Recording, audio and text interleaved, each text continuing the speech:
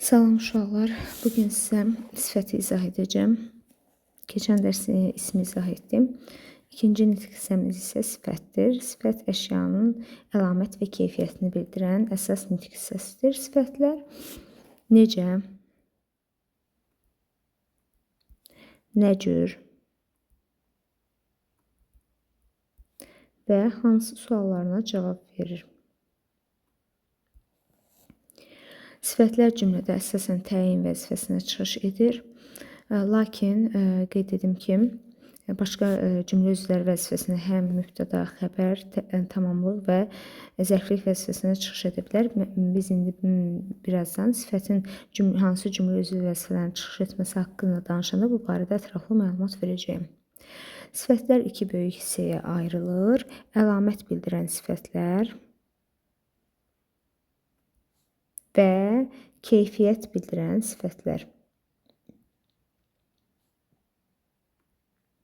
Bunları rahat yadda saxlamanın yolunu qeyd edəcəm. Əlamət gördüyümüz kimi üzlü olan, yəni xarici görkəmlə bağlı olan xüsusiyyətlərdir. Misal üçün, gözəl ola bilər, çirkin ola bilər, yaraşıqlı ola bilər və s. Keyfiyyət isə daxili xüsusiyyətlərdir. Misal üçün, tutaq ki, biz deyə bilərik yaxşı insan, mehriban insan və s. kimi belə bir xüsusiyyətləri sadalaya bilərik. Bunlar keyfiyyət bildirən sifətlər adlanır. Sifəti digər nitq hissələrindən fərqləndirən əsas xüsusiyyətlərdən biri onun dərəcə əlaməti əldə etməsidir. Qeyd edeyim ki, sifətlər 3 dərəcəyə ayrılır. 3 dərəcəsi var. 3 dərəcəsi adi, azaltma və çoxaltma.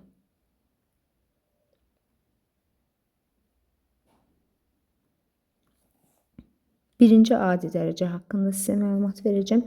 Adi dərəcə adından da göründüyü kimi əlamət və keyfiyyətin adi, yəni normada olduğunu bildirir. Misal üçün, mən deyirəm ki, yaraşıqlı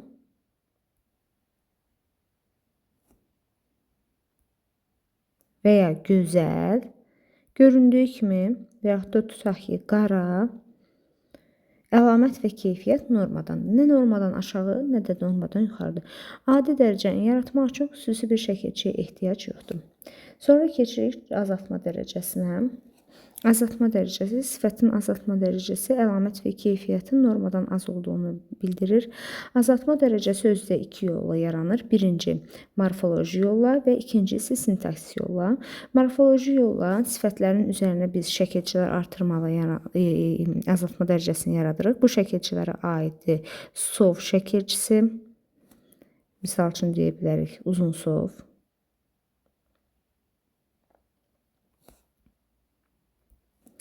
Imsov, ağımsov,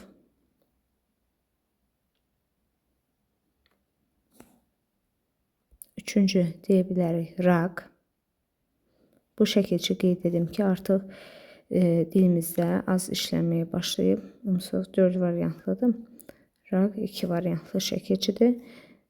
Çox az sözlərdir. Biz əsasən işlədirik yaxşıraq və gödərək sözlərində.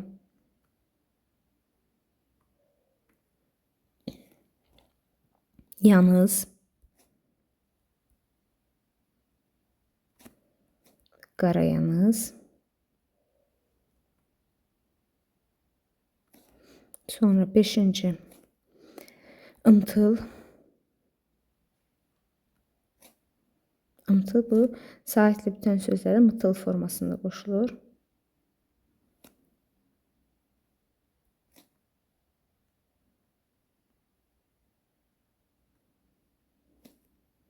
Və ımtıraq.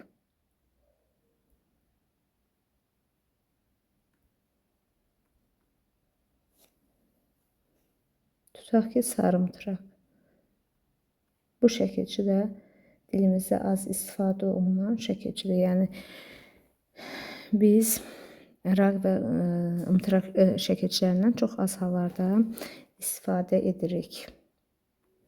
Bu, azaltma dərəcəsinin morfoloji yolla yaranmasına aid nümunələrdir. Sintaktik yolla isə azaltma dərəcəsi müxtəlif üsullarla yaranır. Sözlərə təhər, ala, açıq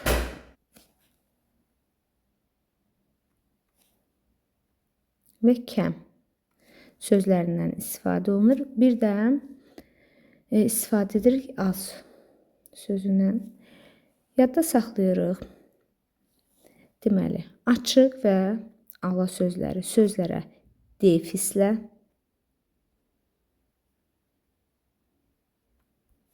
təhər və kəm bitişik,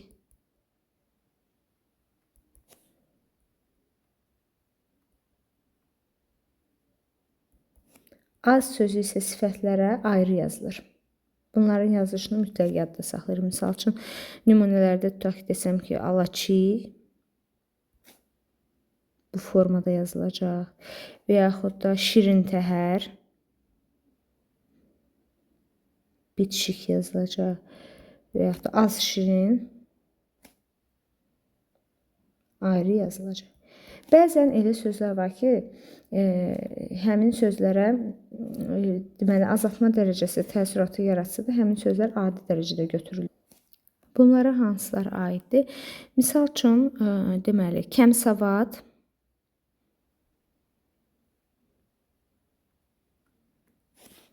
sonra qarabəniz, ağbəniz,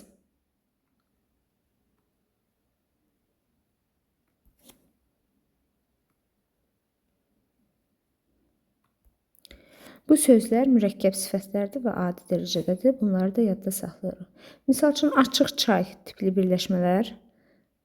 Açıq çay. Burada azaltma dərəcəsi yoxdur. Çünki çay sözü isim olduğu üçün biz bunu açıq sözün azaltma dərəcəsinin əlaməti kimi götürmürük. Açıq sözü o zaman, bu sözlər ümumiyyətlə hər biri o zaman azaltma dərəcəsinin əlaməti olur ki, onlardan sonra sifət gəlsin. Yəni sifətin aydınlaşdırsın.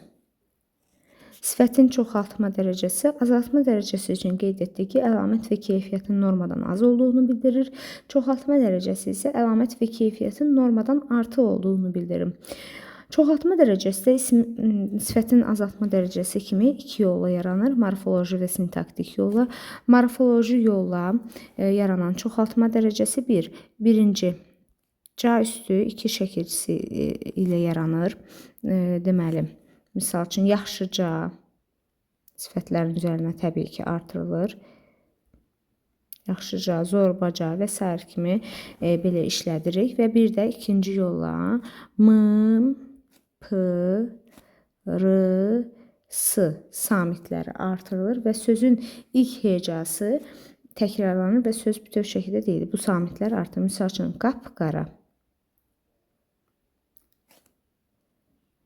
Qara.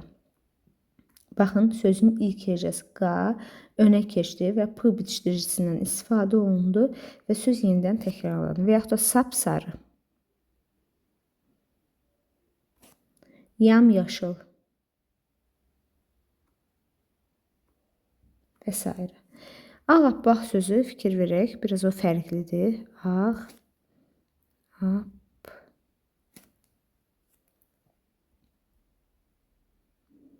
Appaq formasındadır. Fikir verin. Bu söz digərlərindən fərqlənir. Sintaktik yolla çoxaltma dərəcəsi isə deməli ən, çox, lap, olduqca, daha,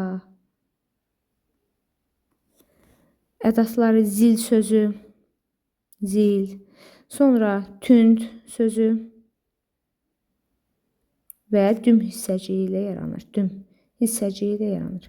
Qeyd eləyək ki, ən, çox, lap, olduqca, daha, zil sözləri sifətlərə ayrı, tünd sözü sifətə defislə, düm hissəciyi isə bitişik yazılır. Məsələn, dümağ, dümağ bitişik yazılacaq. Tünd qırmızı.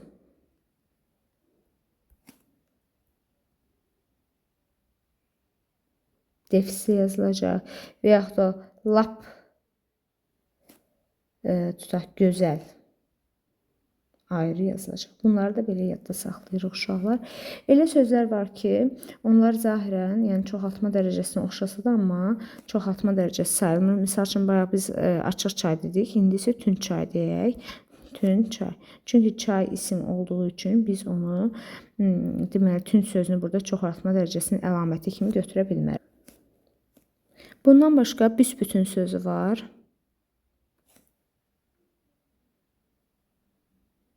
Bu zahirən çoxaltma dərəcəli sifətə oxşasa da yadda saxlayırıq ki, bütün sözüm, daha doğrusu büsbütün sözüm deməli zərf olduğu üçün biz onu deməli sifətin çoxaltma dərəcəsində götürmürük. Bunu da yadda saxlayırıq. Bu oldu sifətin dərəcə əlamətləri. Qeyd edeyim ki, sifətin dərəcələri onu digər nitq hissələrindən fərqləndirən əsas xüsusiyyətlərindəndir. Sifətin quruluşça növləri. Biz keçən dəfə ismin quruluşça növləri üçün demişdik ki, 3 növ var. Sifətin də quruluşça 3 növü var. Sadə sifətlər, düzəltmə sifətlər və mürəkkəb sifətlər. Sadə sifətlər yalnız bir kökdən və yaxud da kök və qrammatik şəkilçidən ibarət ola bilərlər.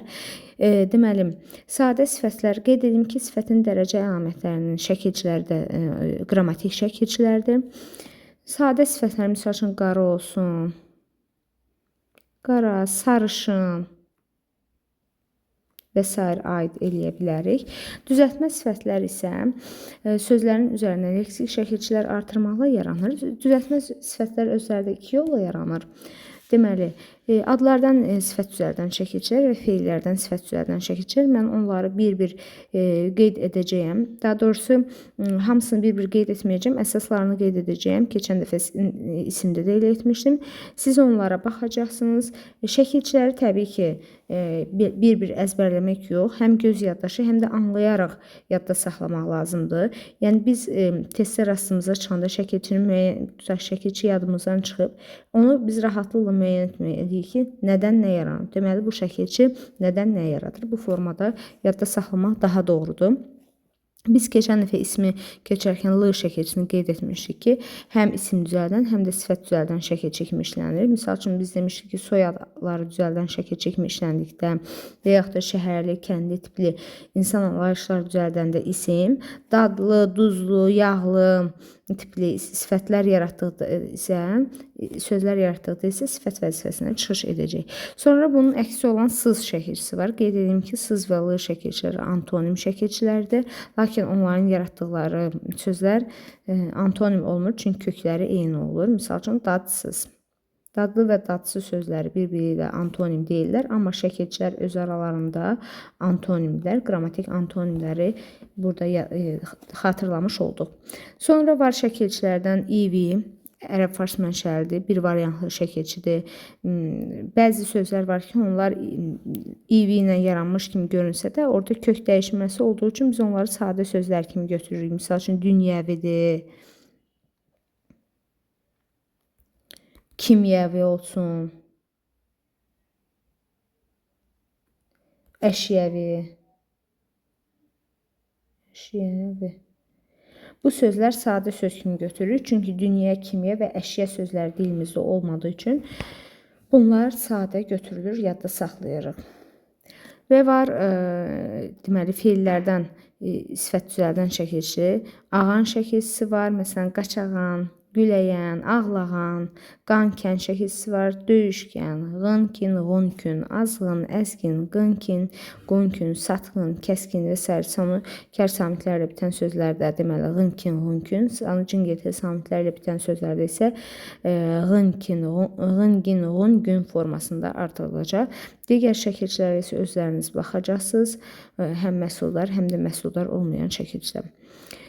Sonra bəzi şəkilçilər var ki, deməli, onlar məhsuldar deyirlər, az sözlərdə işlənir. Misal üçün, co şəkilçisi var, cömərd, lam şəkilçisi var, sağlam, sonra man şəkilçisi var, qocaman və s. kimi şəkilçilər də yadda saxlayarıq. Qeyd edim ki, sifət düzəldən bəzi şəkilçilər, o cümlədən isim düzəldən bəzi şəkilçiləri biz keçmişdik ki, qrammatik şəkilçilərdən sonra da işlənə bilir. Sifət düzəldən şəkilçilərdən bunlara aiddir daki, dəki, daki üstü 2, sonra k üstü 4, bizimki sizinki, daha doğrusu bizimki sizinki isimdir. 2-4 şəkilçi misal üçün dünənki, bugünkü, bu tipli sifətlər yaranır. Sonra deməli bir də sız demişdik. Sız üstüdür. Misal üçün anamsız və s. deyirdi. Bu şəkilçiləri qeyd etmişdik ki, bu şəkilçilər, yəni sifətlərdə, isimlərdə də bir dənə gel şəkilçisi idi. Demişdik ki, qrammatik şəkilçilərdən sonra da artırıla bilir. Və mürəkkəb sifət. Biz keçən dəfə ismi keçəndə qeyd etdik ki, isimlərdə və sifətlərdə ayrı yazılan mürəkkəb söz yoxdur. Mürəkkəb sifətlər də iki cür yazılır. Ya bitişik yazılanlar, ya da defisli yazılanlar. Birinci, sadə sifətlə sadə ismin birləşməsindən. Misal üçün, şirindil. Dil sözü də sadədir.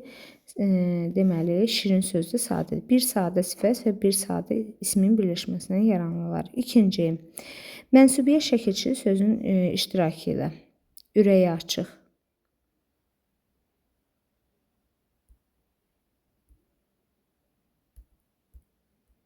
Ürəyi sözü, baxın, onun ürəyi deyə bilirik də, mənsubiyyə şəkilçi sözü. Üçüncü, A bitişdiricilərinin köməyi ilə.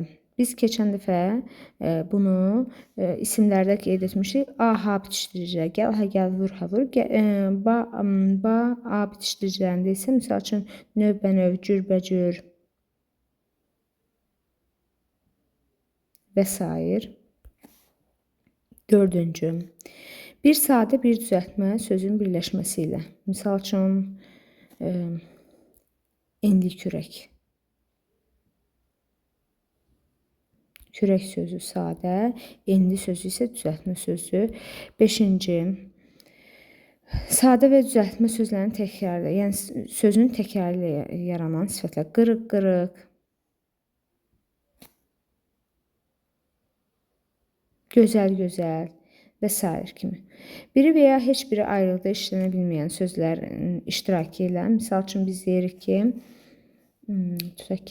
biz isimlərdə nümunə demişik kağız, göz. Burada isə deyə bilərik, 6-cıya nümunəni deyim, əzik, üzük.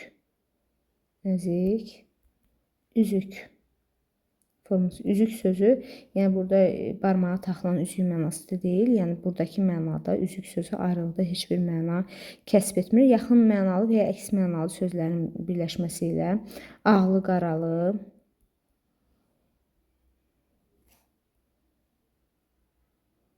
ağlı, qaralı və yaxud da güllü, çiçəkli və s. Bir də qeyri sözünün iştirakı ilə. Qeyri sözünün iştirakı ilə, misal üçün, qeyri-müəyyən, qeyri-adi və s. Bu da oldu mürəkkəb sifətlər, rahatdır müəyyən etmək. Biz keçən dəfə demişdik ki, ismin sifətləşməsi, demişdik ki, atributivləşmə adlanır. Sifət də isimləşə bilir. Sifətin isimləşməsinə isə substantivləşmə deyirik.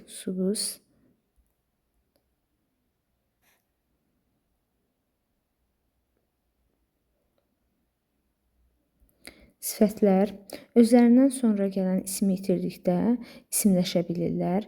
Bəzən bu zaman həm ismə aid qrammatik şəkilçilər qəbul da edə bilərlər, qəbul etmədən də isimləşə bilərlər. Misal üçün deyirəm ki, qoca kişi gəldi. Biz buradan kişi sözünü çıxarsaq, təkcə qoca gəldi desək, burada artıq heç bir qrammatik şəkilçi qəbul etmədən substantivləşib sifət, yəni isimləşib. Və deməli, sifətlər isimləşərkən qeyd edim ki, yalnız dərəcə əlamətini saxlayır. Dərəcə əlamətini heç vaxt itirmir, lakin cümlədə təyin olma vəzifəsini itirir. Yeni vəzifələr qazanır, isim kimi hallana bilir, ad bildirir, cümlənin mübtəda və tamamlığı ola bilir, cəmlənə bilir, mənsubiyyətə görə dəyişə bilir və s. kimi. Yəni bu xüsusiyyətləri qazana bilir. Lakin dərəcə əlamətini isə heç vaxt itirmir. Sifətlər isimləşsə belə biz yəni qrammatik təhlil zamanı misal üçün nitq hissəsini qeyd edəndə onu sifət kimi götürürük, yəni isim kimi götürmürük. Sifətin xəbər vəzifəsinə çıxış etdikdə isə isimləşmədən də xəbər vəzifəsinə çıxış edə bilər. Yəni cümlədə xəbər vəzifəsində sifət işlənəndə isimləşmədən də, yəni isimləşərək də xəbər vəzifəsinə çıxış edə bilər, isimləşmədən də xəbər vəzifəsinə çıxış edə bilər. Sonra bir şey də qeyd edim uşaqlar. Uşaqların ən çox qarışdırdığı nitq hissələri isimlərlə sifətlərdir. Qeyd edeyim ki, bəzən uşaqlar yəni sözün necə və yaxud da kim sualına cavab verdiyini müəyyən etməkdə çətinlik çəkirlər. Ən rahat yollarından birini sizə qeyd edəcəm. Qeyd edim ki, sözün sifət yoxsa isim olduğunu müəyyən etmək üçün həmin sözü xəbər vəzifəsinə işlədirik. Xəbər vəzifəsinə işlədərək ona sual veririk. Misal üçün tutaq ki, mən belə bir sual yazıram ki, o anadır. O tutaq ki, gözəl anadır.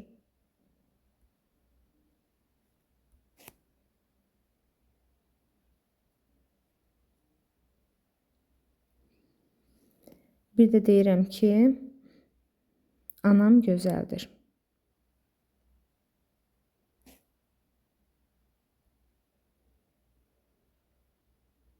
Suallarına fikir verək. Deməli, o gözəl nədir? Anadır. Kimdir daha doğrusu? Anadır. Baxın, kimdir sualına cavab verir. Amma necədir? Gözəldir. Yəni xəbər vəzifəsində işlədəndə nitq hissəsini rahatlıqla müəyyən etmək olur. Bu yoldan da istifadə edib sözün deməli necə yoxsa kim sualına, yəni isim ya sifət olmasına ayırd edə bilər. Bayaq dərsin əvvəlində mən qeyd etmişdim ki, sifətlər cümlədə bütün cümlə üzvləri vəzifəsinə çıxış edə bilir. Sifətlər daha çox təyin vəzifəsinə çıxış edir, lakin isimləşmədən də deməli xəbər vəzifəsinə çıxış edə bilər, isimləşərək də, amma cümlənin mübtədası tamamlığı zərfliyi də ola bilir. Yadda saxlayırıq. Hərəsinə aid bir nümunə qeyd edəcəm. Misal üçün birinci mübtəda vəzifəsində işlədəcəm sifəti.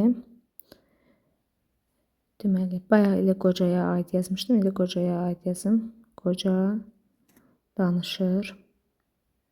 Qoca sözü sifətdir. Burada isə kim sualına cavab verir və mübtəda vəzifəsindədir. Sonra xəbər vəzifəsində gələnlər yaşlılardır. Yaşlılardır. Burada isə yaşlılar sözü kim deməli sifətdir və xəbər vəzifəsinə çıxış edib. Daha sonra deməli tamamlıq vəzifəsinə çıxış edəcəm. Tutaq ki, qocaları çağırın.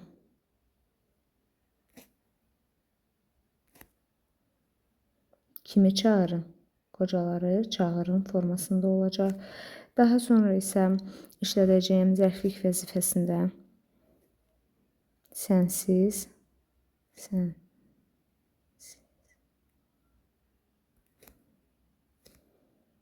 dayana bilmirəm, misal üçün. Dayana bilmirəm necə? Sənsiz zərflik vəzifəsinə çıxış etdi. Və qaldı deməli təyin vəzifəsində də misal üçün gözəl qız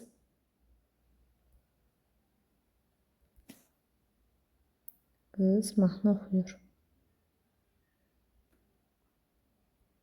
Deməli, nitq hissəsi olan sifət bütün cümlə üzvləri vəzifəsinə çıxış edə bilir, ən çox isə təyin vəzifəsinə çıxış edə bilir. Bu qədər sifət haqqında bu qədər bilsəz kifayətdir. Əsas məlumatları verdim. Sağ olun.